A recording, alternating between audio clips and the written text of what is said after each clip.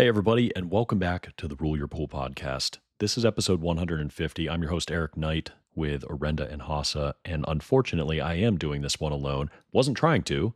I actually interviewed an Olympic swimmer and a very popular podcast host last week. He's got the most popular swimming podcast in the world. It was a real honor to have him on. His name's Brett Hawke.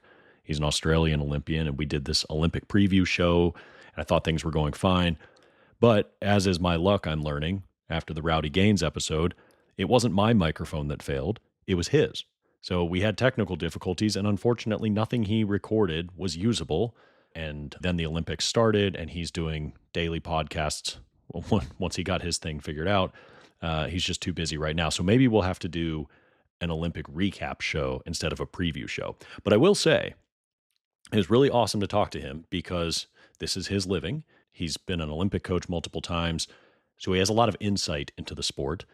And he made some predictions that so far, today is July 31st, they're all coming true. So Summer McIntosh, he predicted Leon Marchand, they were going to stand out. They were going to win the 400 IM. They did in resounding fashion. He also called David Popovich, who won the 200 free, and we'll see tonight if he wins the 100 free.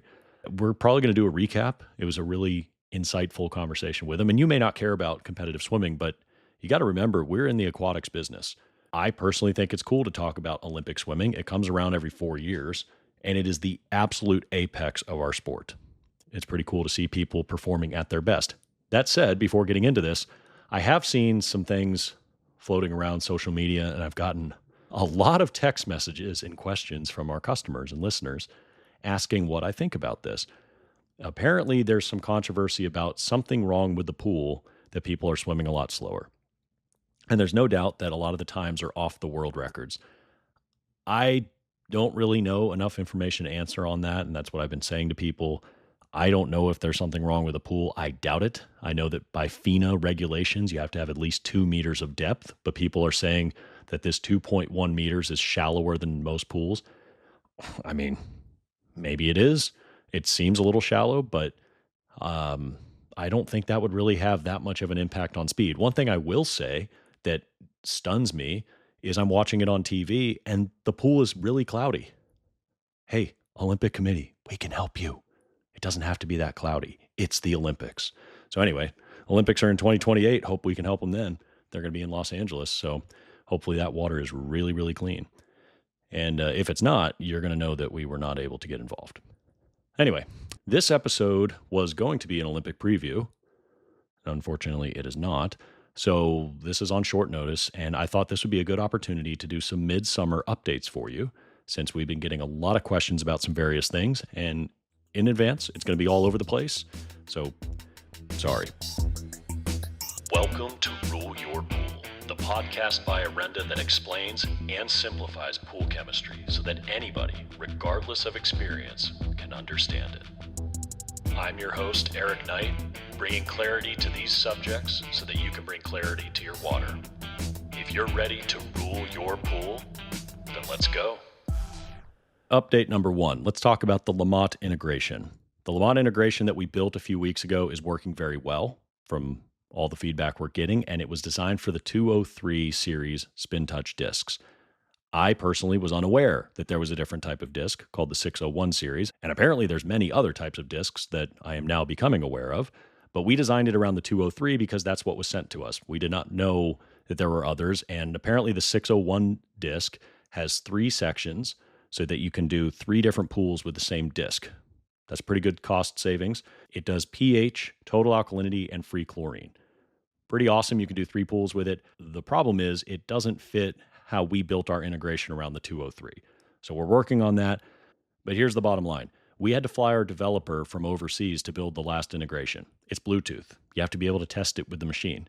And we're trying our best to make this work remotely. I just got the discs over the weekend. If this works, we should hopefully have an update that allows you to use the 601 disc. These things take time, and it all costs money, and we're doing this for you. We're trying to balance a bunch of projects, so just please be patient. We are aware of the 601 disc now, and that's what we're working on. Okay, on to the next thing about the app. Let's talk about the login. I introduced the login when we talked about this most recent app update in episode 146. And in that episode, I said that this is the same login as Orenda Academy, I found out after the fact that's actually not the case. And a lot of you customers have told me that. I was just as shocked, and nobody's more frustrated about this than I am. We are trying to get this compatible. Apparently, it's not as easy as it sounds. I don't know what the answer is, but we've got a lot of people working on it right now, trying to make sure that you can have one login that counts for your app and all of your Orenda Academy information. I don't know if it's going to be a clean transition. I really don't. I hope it is. We're trying to find the best solution. We don't have one yet.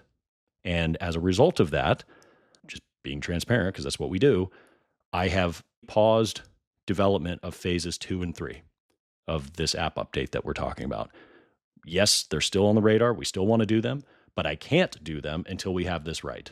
And speaking of the app, we are mulling around the idea of offering an alternative user interface to allow people to type in their values instead of using dials. Well, we've never had that in the app, but maybe there's a way that we can change that and give you the choice if you want to be able to tap and type. It's a worse user experience in most cases, but maybe that's the experience you want and you want that precision. We're looking into how that might be done.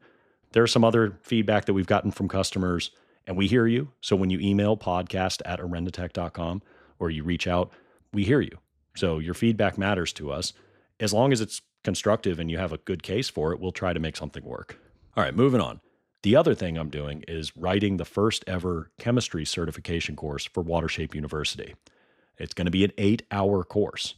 We're going to be unveiling that at the International Show this fall. We will also be doing it at the Northeast Pool and Spa Show, the Western Show, and maybe the Florida Show. I'm not sure.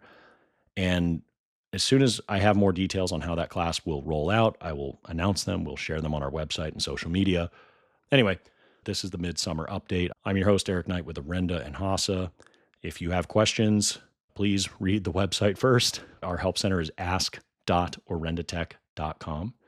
We've got more cool guests coming. It's just a matter of scheduling them and making it happen, and hopefully having their microphones work. That's all I got. Thanks. Thank you for listening to Rule Your Pool, a podcast by Orenda Technologies. For more information on what we discussed in this week's episode, check the links in the description or visit www.orendatech.com. I hope you find this show valuable enough that you tap that subscribe button and share it with your friends. You can also like us on Facebook and social media. And with our help, you'll be able to rule your pool without overtreating it with chemicals and wasting money. I'll see you next episode.